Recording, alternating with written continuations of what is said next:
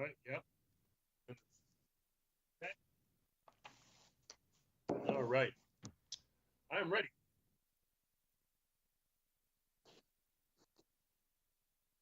Okay. All right.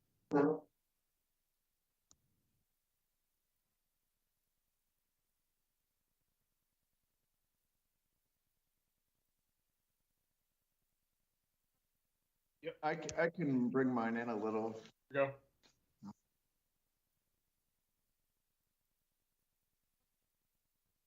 Yep. All right, let's do it. Let's do it, baby.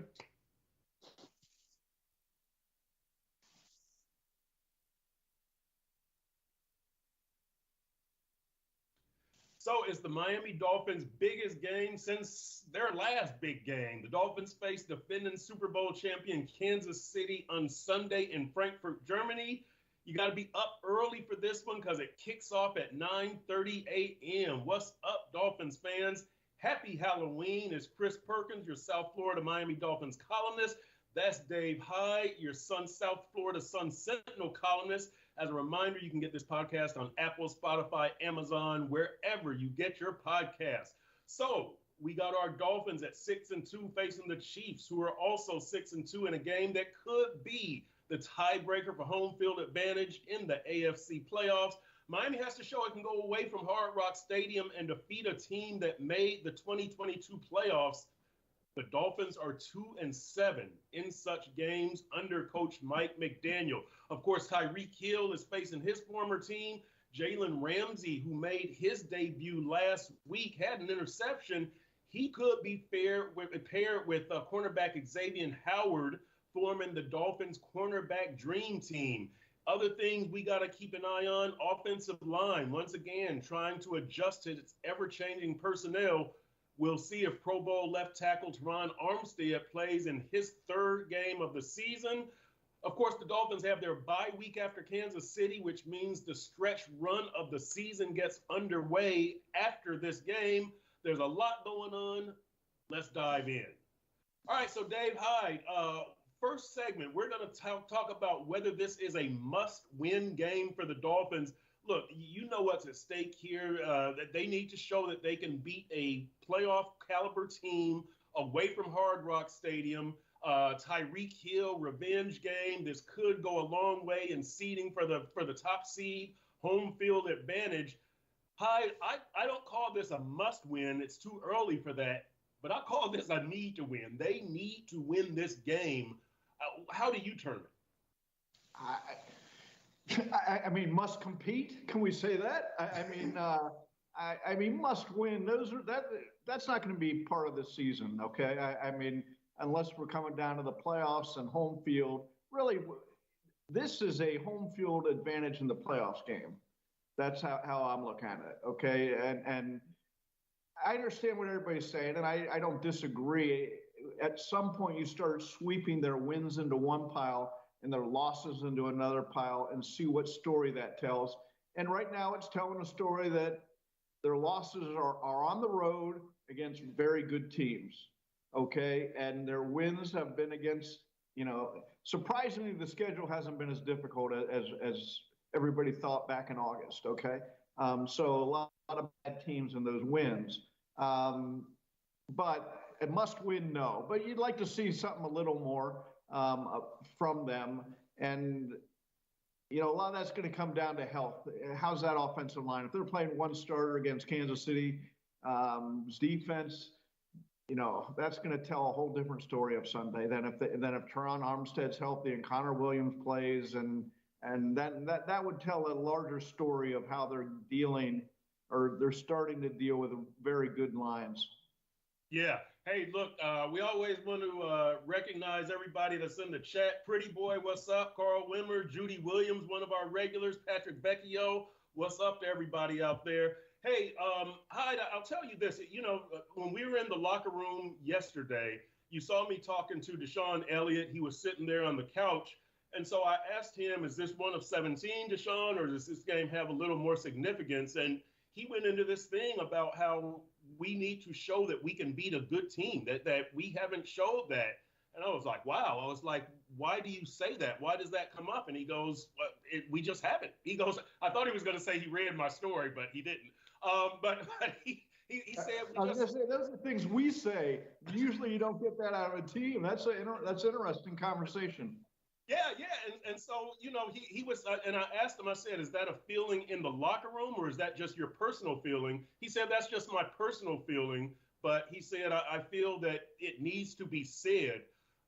So let me ask you, Hyde. I did the story on it. Maybe I'm making too much out of this because you can only play who's on your schedule. But again, the Dolphins are 4-8 against teams that made the playoffs last year. 2-7 away from Hard Rock Stadium, and that's a 26-game sample size. That's not just this season. Are those numbers significant, or is that's all the past? And once we get past the bye, where Jalen Ramsey is there and Teron Armstead is probably there and Connor Williams, do things change for Devon Achane? Do things change for this Dolphins team? Do you just erase the past? Well, I'm not going to dismiss what it's saying against good teams.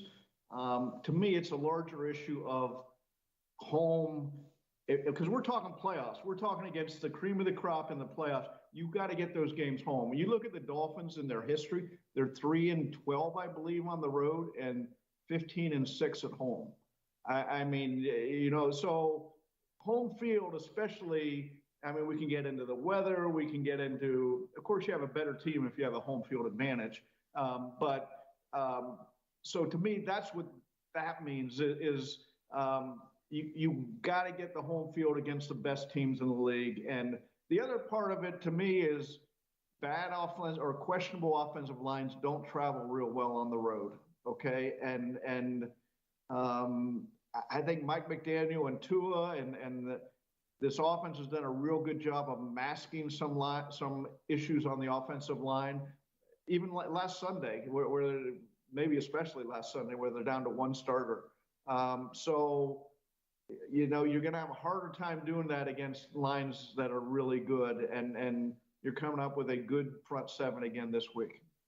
And okay, so Hyde, let me ask you something, because I wrote last week that this offensive line is good. Like, just admit it, face it. I was with everybody else coming into the season. I don't know about this offensive line, and Austin Jackson's a question mark, and who's going to play left guard, and how long is Teron Armstead going to stay healthy? They've come up with answers, and I used to keep giving qualifiers about, well, they do good against certain competition or this or that. You're talking two ways here. On one hand, you're saying they haven't beat a good team. And who cares? But now, on the other hand, when the Dolphins' offensive line goes against these good teams, yep, they're getting beat up pretty bad. Philadelphia beat up this offensive line. Buffalo beat when it was healthy, yep, beat up this offensive line. Right. And those are the two best defenses they played this year by a good margin. And so, to me, how good is this offensive line? Well, first of all, we haven't really seen it healthy, and maybe we never will. Okay, right. You got to say that with Teron Armstead. Maybe, do you hold him out till January and say, God, we hope we can get through 3 or 4 games with him? Doesn't sound like they're going to do that. But, I think they're masking some problems on the offensive line very well through this season. But you can only mask it so much against the really good defensive lines. Yeah, and well, let me tell you. I'll tell you something. I mean, the reason that I said that, the numbers, like, Tua hasn't been beaten up. I mean, he's taken some hits, and he's Philadelphia and Buffalo were definitely his roughest games, right? But he wasn't. It wasn't like they were 4 sacks and 8 hits or 10 hits. They couldn't. They had 244, I think, total yards against Philadelphia. Right. They scored 6 points in the final 3 quarters against Buffalo. I mean, and what, Tua was sacked 4 times, I believe, that game, and hit 9 times. I mean, I think it all. Look, the offensive line came in with issues, and when Connor Williams and Teron Armstead are in there, I think they have a real good chance of being a supportive offensive line for what they're doing. But when they're not in there, a lot of teams are having this trouble. The Jets are going through a severe offensive line. This is how it is in the NFL. Who's got the depth to carry a season into January and then possibly February? Right. And see, I look at the Dolphins and I look at when Achane gets back, it's going to be different. You don't need this offensive line to maintain blocks as long as other teams. Your passing game is quick. Your running game has guys that hit the hole quickly, and you've got guys that are good enough. They do the job. Now, is anybody going to make the Pro Bowl this season? No.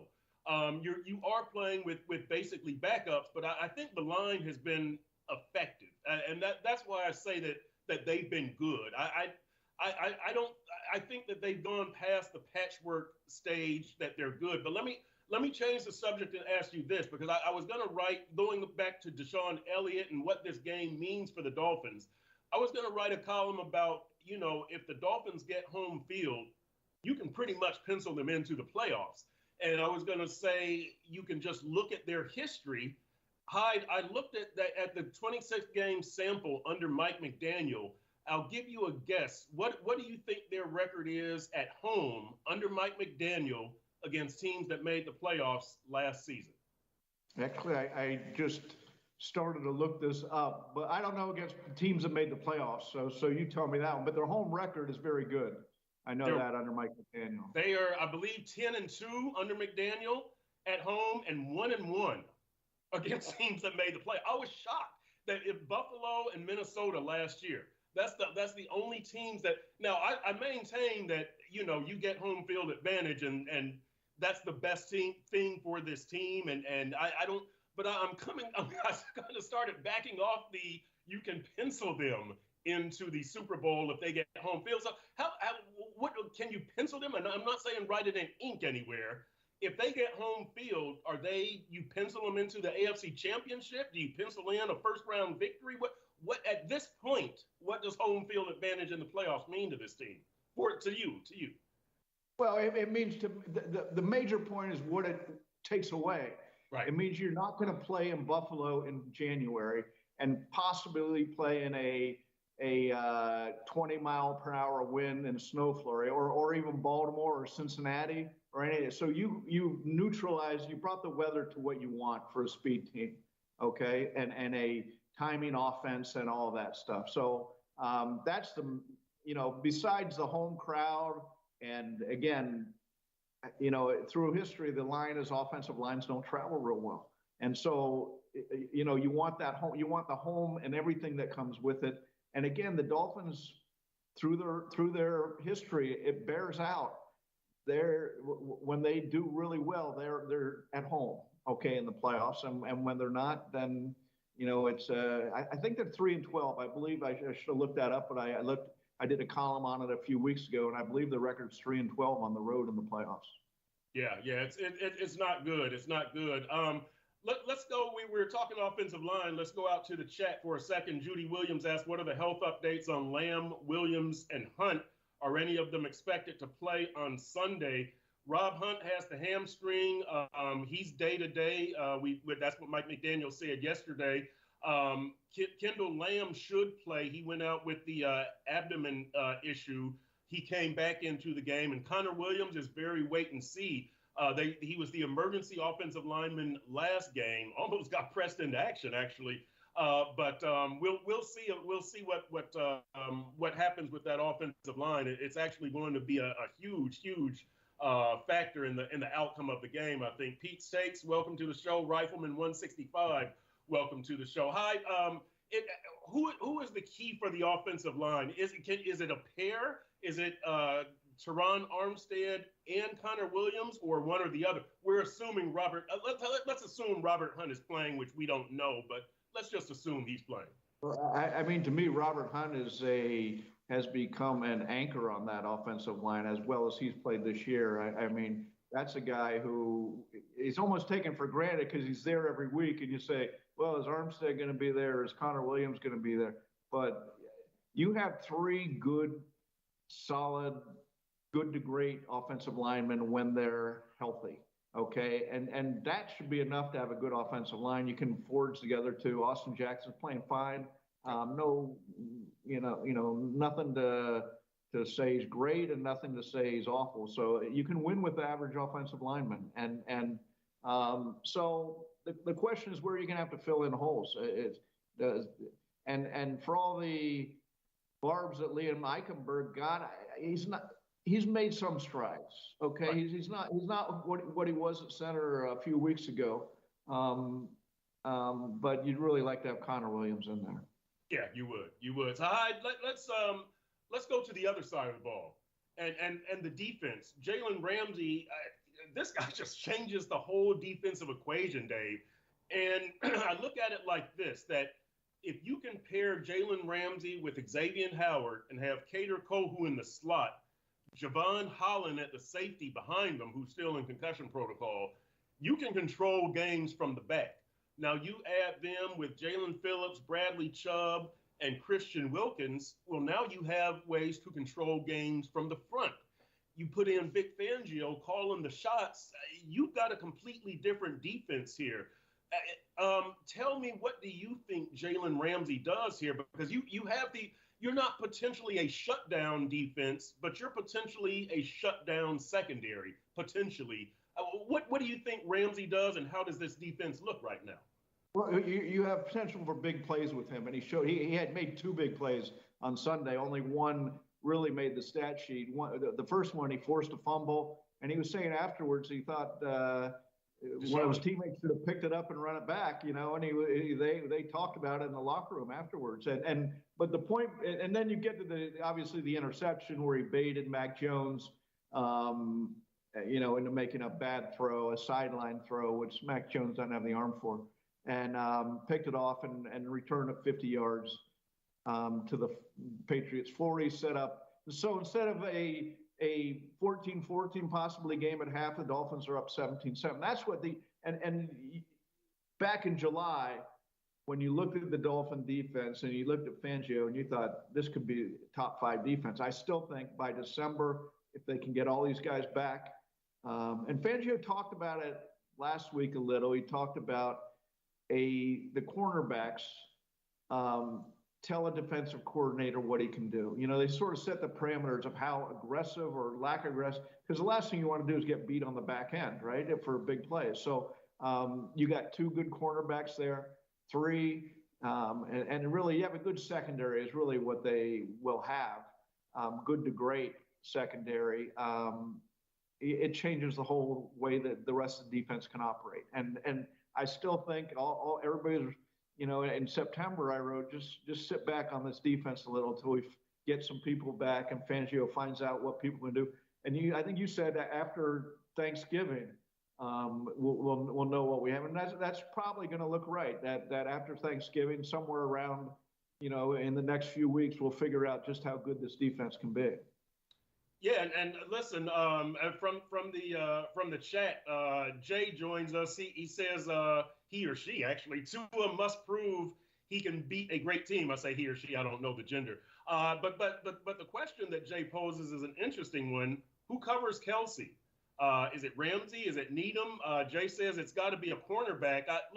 I'm looking for Javon Holland to give some help over the top. Probably Kader Kohu from the slot does a lot of work on him also, but I don't think this is going to be a one-man job. I think you give Kelsey a bunch of different looks. You don't let him get comfortable and know the coverage, know what's coming at him, because that, to me, gives him an advantage. So you want to vary the coverages, and you've got some options back there. One thing that's going to be interesting, Hyde, is to see how they use Jalen Ramsey, because, before he was kind of what they called a star, where he could be the boundary corner, he could be in the slot, he could be as a safety. It's probably a little too early to start moving him around, but to me, the bottom line against Kelsey is Travis Kelsey, the tight end. You've got to give him different looks and different coverages. Do the Dolphins have anything surprising, do you think? Will Fangio do anything surprising defensively or against Kelsey? Fangio seems a pretty basic guy. You did it, Perk. You made it through the whole discussion of Travis Kelsey without mentioning Taylor Swift. That's very good of you. That's like, you should get bonus points. Either that or you're just not into the modern pop world, The big question is, does she travel? Because they're undefeated at games she's at, and they've lost 2 in games she's not at, right? So Look, Look at you, Hyde, getting the Swifties involved in the show. You're a marketing genius, Hyde. You're a marketing genius. That's me, Swifty. What you don't want is what Brandon Staley of the Chargers did a couple weeks ago, where they just treated him like another receiver out there, and he had career marks at halftime for catches and yards. And so I'm sure, look, Vic Fangio, he's sort of from the Belichick school. They're going to take away somebody. With going back to the Chargers in the opening game, they took away Mike Williams. And Mike Williams didn't have a good game. Now the rest of the plan didn't work. But so you go into this game and you're going to say, okay, and it isn't a matter of one person necessarily who they put on. They can bracket them.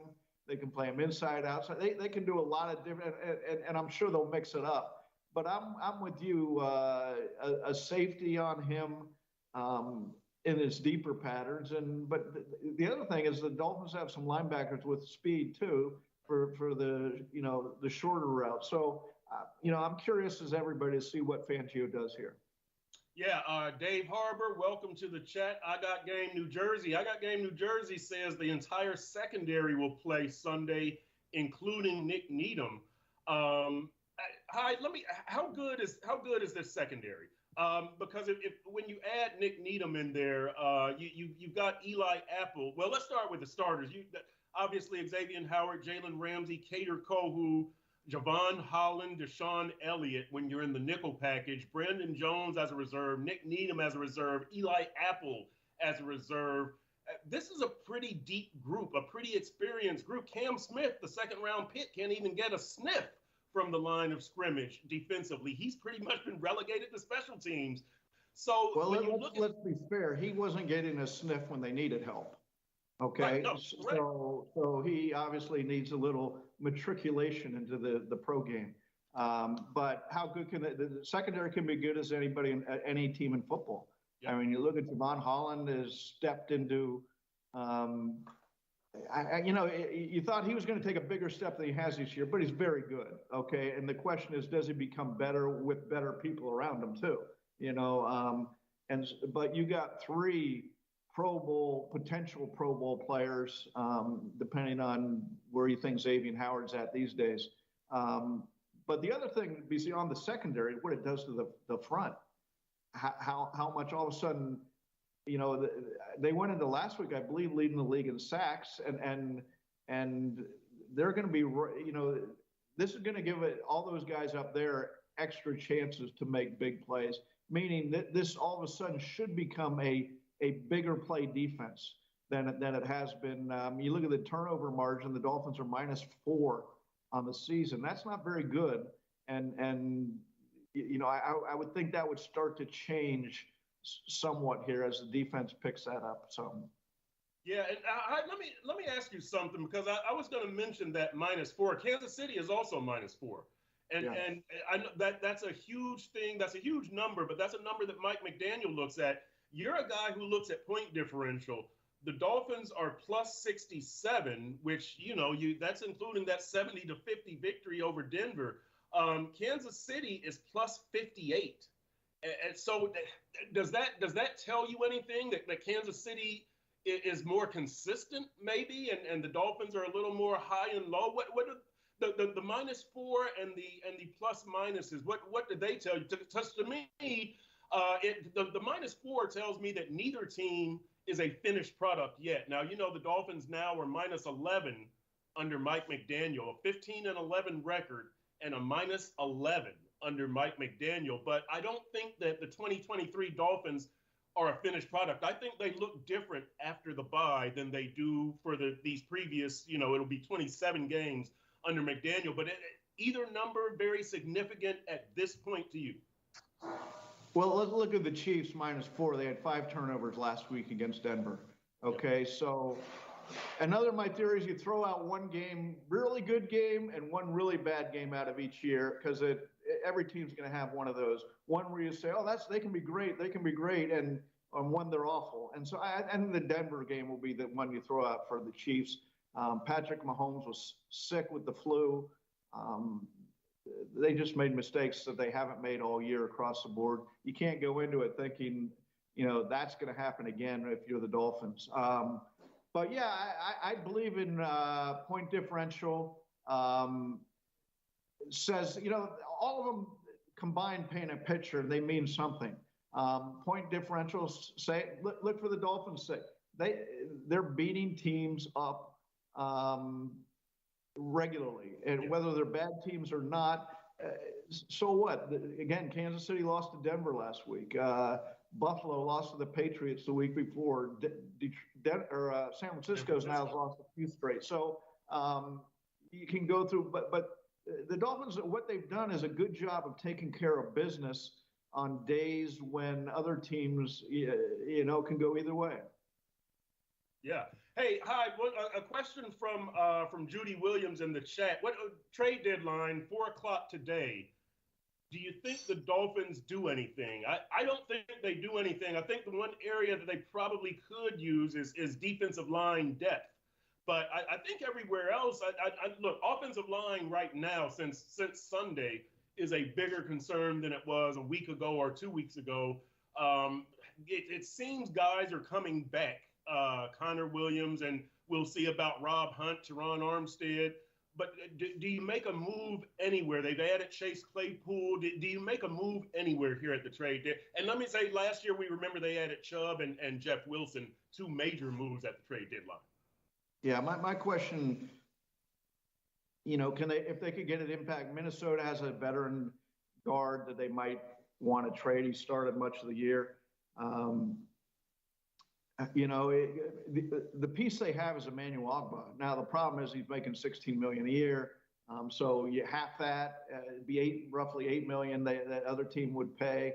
But if there's somebody out there, and I looked and I couldn't find anybody who I thought, if you could find a veteran offensive lineman to plug in at one of these places where you're either having health problems or it would help you. That would be a thing. Where, defensive tackle maybe, but linebacker, they got, I think they'd be pressed to find someone who's really going to help them a lot, and that says something about the talent on this team. You look at the talent margin between the Patriots on Sunday and the Dolphins. And it was defining of where these franchises are and why Bill Belichick's ending years aren't going to be anything like his 17 with Tom Brady. Yeah, I agree. Listen, the Dolphins have done a good job building this roster. And look, you look at the depth at the offensive line. You look at the depth at receiver. You look at the depth in the secondary, and these are critical. Look at the depth at running back. These are critical areas for this team, and they have good depth in all of these areas. So congrats to Chris Greer and the scouting department and the coaches. It's always draft and develop, or sign free agents and develop in the Dolphins case. But they've done tank and draft and develop and spend a lot of free agent money. And get a window. They got a window. Right. They're in their window right now. They got to make full advantage of it. That's it. I agree 100%. I really don't care how they got to that window, but they're in that window. I had a segment here to talk about the offensive line, but we already talked about the offensive line, so I'm gonna switch it up a little bit. Sorry. I jumped the gun on that. That's fine. That's fine. Here's what I want to talk about, because talking about jumping the gun. What do you expect from this Dolphins team after the bye? And again, I think it's going to be a very different team because, Jalen Ramsey will have 2 games. You assume that most of the guys are healthy. Xavier Howard and Connor Williams, maybe Teron Armstead, Rob Hunt. You're looking at all of these potential Devon Achane. I don't ever want to leave out Achane because of the potential of what this guy has got. And so that they finish with 4 of 5 at home. After the bye, you have you're at home against Las Vegas, you're at New York on Black Friday, you're at Washington, at home against Tennessee, at home against the Jets, at home against Dallas, at Baltimore, at home against Buffalo. So what are you expecting? I'm expecting the Dolphins to those last 4 games, New York, Dallas, Baltimore, Buffalo. You've got to go 2-2 in those games. 3 of them at home. Baltimore is the one that at this point you probably write off as a loss. That will be a quality loss as long as you don't get blown out. You write Baltimore off as a loss? Did you say that? Yeah. Why? Yeah. Why? You're on the road against a team that's playing very well. Well, I mean, unless you think they're going undefeated the rest of the way. What do you think? You tell me. Well, I'm not expecting them to go undefeated, but I'm not. If I'm thinking the Dolphins how well they'll be playing by December, I'm just not going into games writing them off as losses. Especially against a good team when there'll be stakes on. But what I'm looking for beyond the record and all that is Mike McDaniel to start matching, a little marriage of how the offense and defense can work together to win games rather than just, we're going to put up 40 points, game planning and okay, we got the lead by a couple of times. We're going to, and you see him start to do this now, wearing the clock down some in places, or the defense, let the defense take over. If we're up 2 and the other offense isn't doing anything against the defense, we don't have to start throwing the ball all over, keep throwing the ball all over the field to win. At some point, you're going to play great teams, and you're going to have to be able to marriage the 2 into almost synchronize them into a game plan. And really, so far this year, because the defense hasn't been great most of the games or early games, and the offense has, it's just been, let's score a lot of points and we're going to win. And I think as the defense gets better, it'll be interesting to see how some Sundays against really good teams, they start, combining the 2 and figuring game plan, managing games to win that way. California and Troy Lewis, welcome to the chat. I agree with you, Dave. They've got to figure out a way to play complementary football. And let me ask you this, that this is an interesting point. I think California raised it in here. I'm trying to find it, but Pete States. What do you guys think about what Aronde Gadsden said about this offense, saying it's too eye candy and it needs a plan B? And I didn't hear the comment. I kind of agree with Aronde from this standpoint, that we know they've got that speed finesse game, the big play game. But if they can't hit the big play, I think that they have problems playing that station to station football. Just move the chains with Jeff Wilson and Durham Smythe and, get some first downs. Now, look, if you can score from 40 or 60 in one play, who cares? But you can't always score from 40 or 60. So what do you think about that, Hyde? Do you think that's a legit concern? Well, look, this is a fun offense, okay? You can call it eye candy and finesse. Okay, it's fun. It's fun to watch, okay? It's a fun team to watch. And for 20 years, I couldn't say that. Maybe some Sundays, but you couldn't say. So I'm not going to dismiss it. But what I get what he's saying, against Philadelphia, their offensive offense got beat up. Against Buffalo, their offensive line got beat up, and their offense did too. So if you want to say, okay, they need to figure out how to be better on the offensive line, the way to get better on the offense is get healthy, okay? And then we'll see what they have, whether they have enough or not. And that's why my thought is if they could, if there is a trade out there for a strong offensive lineman at, I don't know, what are we talking, left guard probably? It would be they're not going to do it because they're banking on Teron Armstead. But, if there was these guys aren't out there though. We're playing fantasy football here on some level, but if I'm saying what can go wrong, it's not even the surprise. It's almost the expected. Do you expect Teron Armstead to be healthy in January? Because if you're going against great teams, you need great players to neutralize and so those are the concerns with me. It's more health at this point than how good can they be.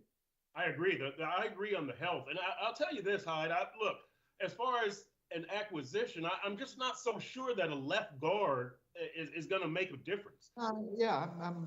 That's why I said I don't know where they would go. We were spitballing of can they make a trade? Well, I'm not really sure what they can do to really upgrade a lot. Maybe, special teams help. Yeah. Oh, well, let me ask you that. Going back to the chat, I think Pete States raised the Jason Sanders question. The kicker. Now, are you concerned? Like with me, Sanders is a concern from 50 or more, right? But he did kick you into the playoffs last year with a 50-yarder against the Jets with I can't remember how much time left, 38, whatever it was. He kicked you into the playoffs. So is kicking a concern at this point when we're talking about little things, Hyde? I don't think that it is. Who do you get? I mean, right. So I think that's you live with what you know are the limitations. Anytime over 50 yards, it's a crapshoot, and probably the odds are against you when you look at his stats the last couple of years. Anything inside that, he's pretty good.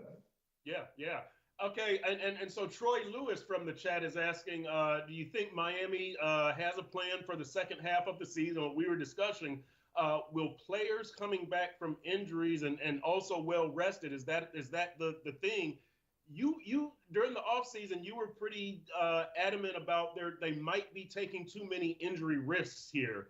But the players that we're seeing, I guess X and Teron, but Tua hasn't been injured. David Long, who went out the last couple of years in Tennessee, he hasn't really been injured. Jalen Ramsey had been pretty healthy. Are the injury concerns biting the Dolphins, or are these just injuries in general? Is this a different set of players, an unexpected set of injuries, do you think? Yeah.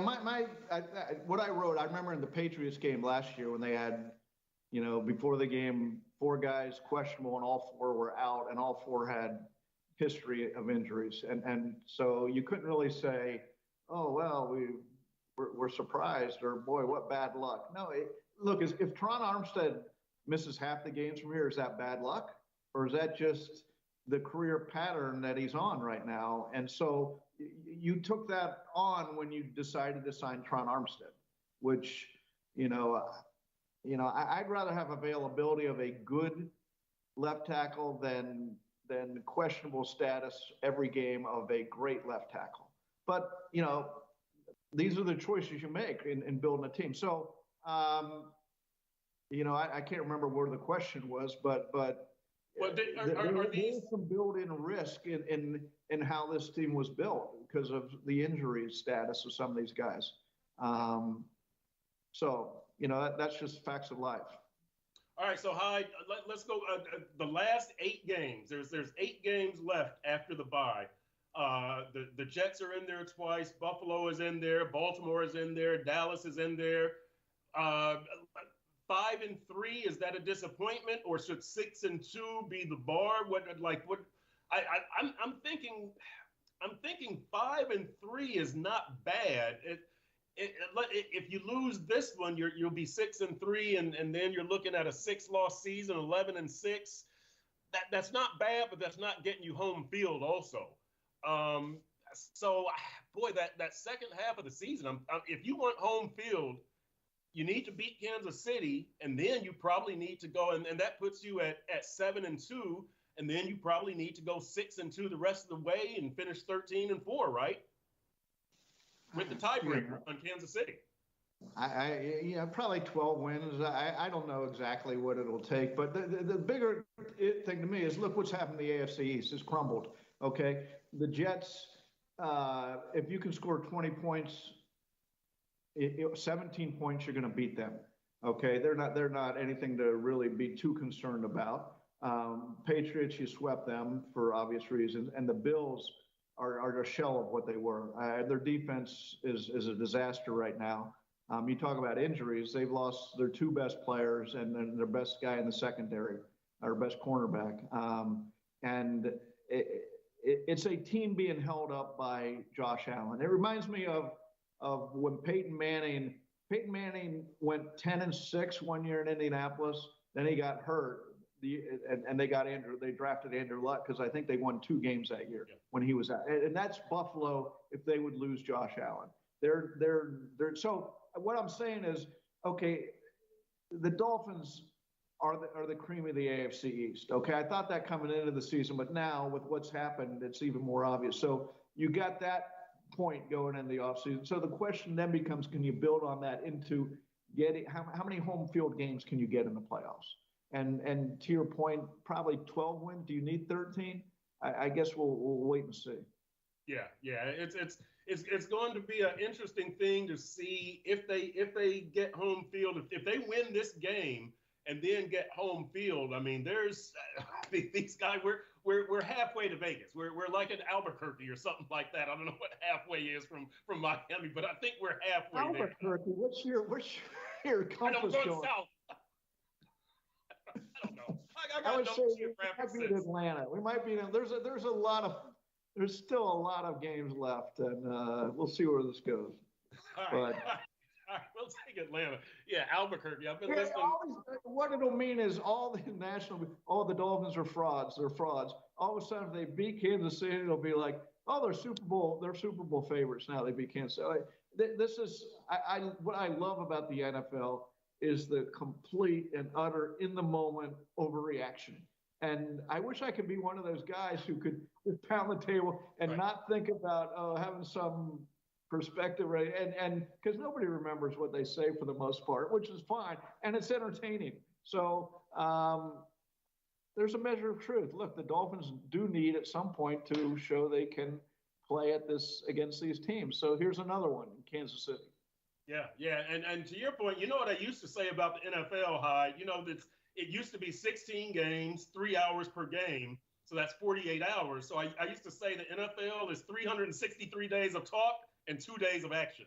Now 17 games messes that up, but that's basically what it is, right? I mean that's what this league is built on. God bless it, because it's keeping us employed. So yeah, I've got no problem with that.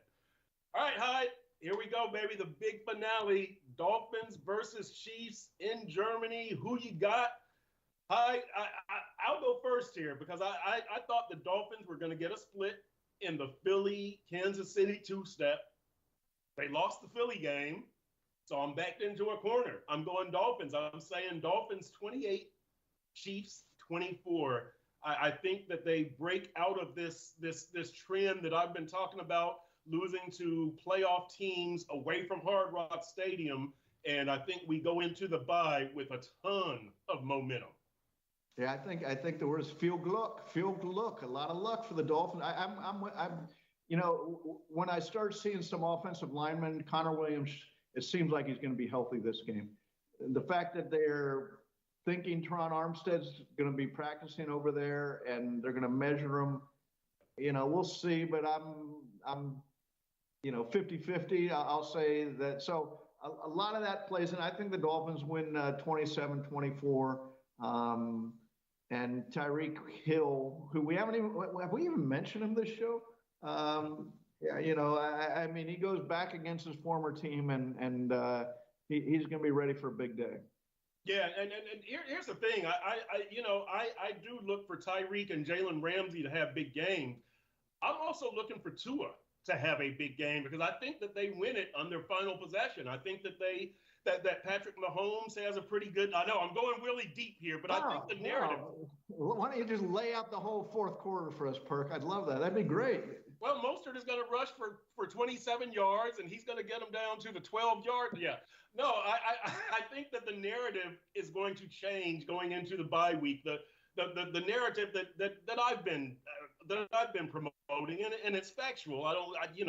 But against them beating good teams and against this offense showing up away from Hard Rock against a quality team, I think that narrative is going to take a change. Now, granted, I thought it was going to change against Buffalo, and I thought it was going to change against Philly, but I think that this changes. And let me ask you this, Hyde, from the chat. Let me say something about that. To me, the question is how much did they learn and playing in that stage in Philadelphia? Because you came out, they had a delay a game penalty before they played. They got taken the first quarter. They didn't play very well. Was that nerves? Was it just getting used to that stage on the road? Was it Philadelphia? Matching up there and for Buffalo too, they came out strong on offense. But then they just disappeared. So, to me, it's okay. What are they learning about themselves? Because my thought, you always have to go through some of this in sports to be able to learn how to play on this day. Now, are they there yet? Is this team there? Yeah, that's the biggest question, and that's one of the things that we'll get an answer to on Sunday. Hey, chat was just popping today. We thank everybody. Pete's Takes and Jay and I Got Game New Jersey. Judy Williams, who is a huge Dave Hyde fan. Judy just skips over me, and she loves Judy. Dave Hyde. Yeah, she doesn't care for me very much. California, everybody. Thanks for joining us, Troy Lewis. We appreciate y'all. We will be back next week, sunsentinel.com, noon on Tuesday, Dolphins Deep Dive.